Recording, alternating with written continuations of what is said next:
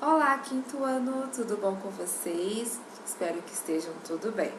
Bom, hoje nós vamos dar uma continuidade à nossa aula da nossa última aula, né? A gente viu aí o movimento vocês conseguiram fazer o movimento do cavalo, né? Representar através de um desenho o movimento de um cavalo correndo? Bom, normalmente, antigamente eles achavam que a maneira certa de representar um cavalo correndo seria com as duas patas para cima, como vocês viram na imagem lá da página do livro 139. Mas, com o passar do tempo, algumas pesquisas fotográficas feitas pelo artista inglês Edward Mudgett, não sei se é esse nome que eu não falo muito bem, revelam que os cavalos, na realidade, eles corriam de uma forma bem diferente. Vamos ver?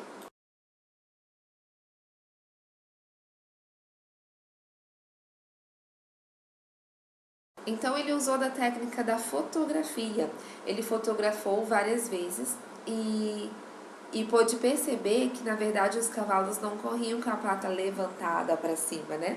Fazendo esse movimento, que era bem diferente através dessa fotografia. Mas ele não foi o único na época dele a usar a fotografia para estudar os movimentos dos seres vivos. Também teve um médico francês, Etienne Jules Barry, que também ele produziu umas imagens que mudaram a forma da gente ver o mundo. Vamos ver? Ele fez algumas fotografias que mostraram a etapa do movimento.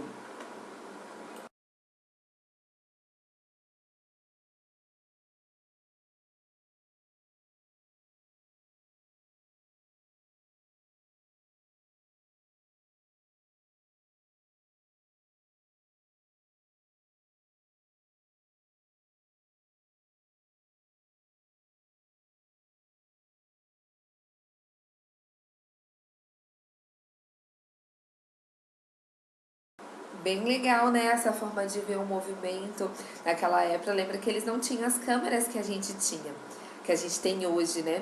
Então, essa forma de fotografar o corpo em movimento, usado por esses dois artistas, ela é chamada de cronofotografia, tá? Crono significa tempo. Então, é a fotografia do tempo. A cronofotografia, ela foi muito importante para a arte. Ela não foi muito importante para a arte, mas também ela foi muito importante para as ciências, porque a fotografia dos corpos em movimento ele tornou possível visualizar alguns detalhes de locomoção também dos animais e das pessoas também, né, como a gente viu na foto anterior. Então, essas fotografias foram feitas a princípio para a ciência, mas a arte também, ela se utilizou dessas fotografias para transformar em arte. E um exemplo disso é uma pintura do francês Marcel Duchamp, que chama Nu Descendo a Escada número 2. Vou mostrar para vocês. Bom, nessa imagem o artista ele criou, ele explorou, né, o movimento criando uma imagem muito parecida com as fotografias produzidas pelo Murray. Anos depois, ele influenciou, a obra dele influenciou um outro fotógrafo, que em 1952, o próprio Duchamp foi retratado por Eliot descendo uma escada. Vou mostrar para vocês.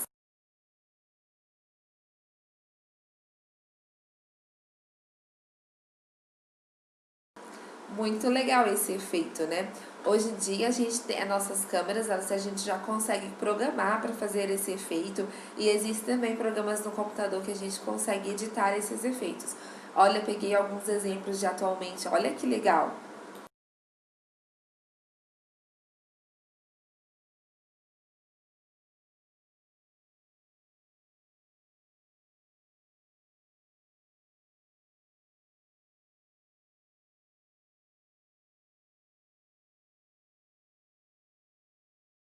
Bom, mas como é que eles conseguiram isso, né?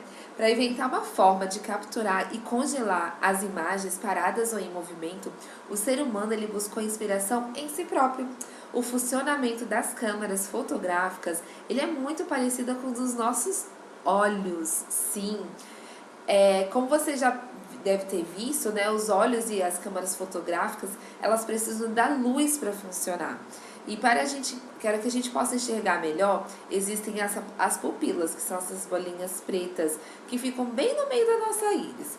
A parte que guarda a cor dos nossos olhos é a íris, e a bolinha preta é a pupila.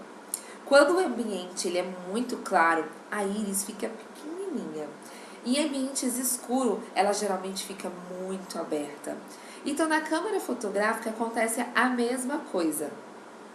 Só que essa função ela é exercida por um mecanismo, uma pecinha que é chamada diafragma, tá? E ela é como se fosse a nossa pupilazinha, ela abre.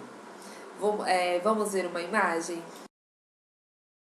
Bom, aí vocês podem ver a comparação do nosso olho com a câmera, né?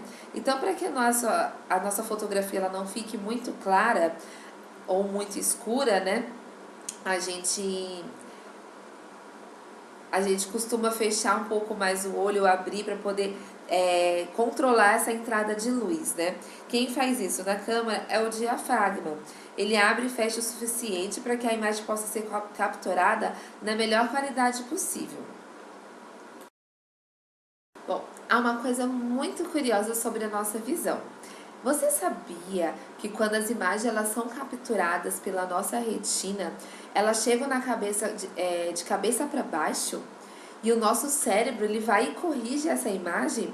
E a mesma coisa ela acontece nas câmeras fotográficas. Vamos ver?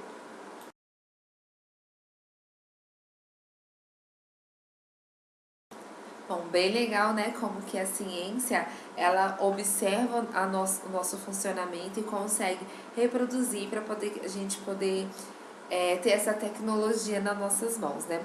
Quem aí gosta de tirar fotos? Eu também gosto muito de tirar fotos.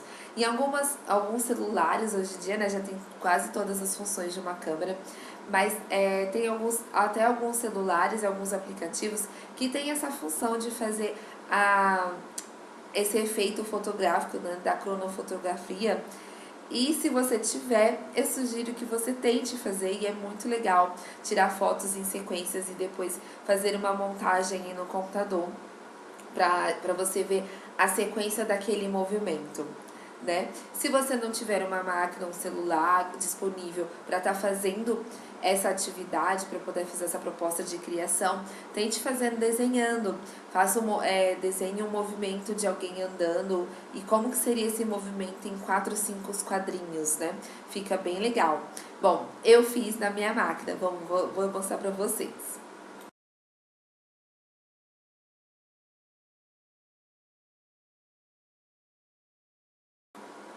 E aí, gostaram? Bem legal brincar com essa cronofotografia, né? Quem sabe você começa a fotografar aí algumas coisas e pega o gosto pela fotografia. No próximo aula a gente vai aprender um pouco mais sobre a fotografia. Tchau, até a próxima aula.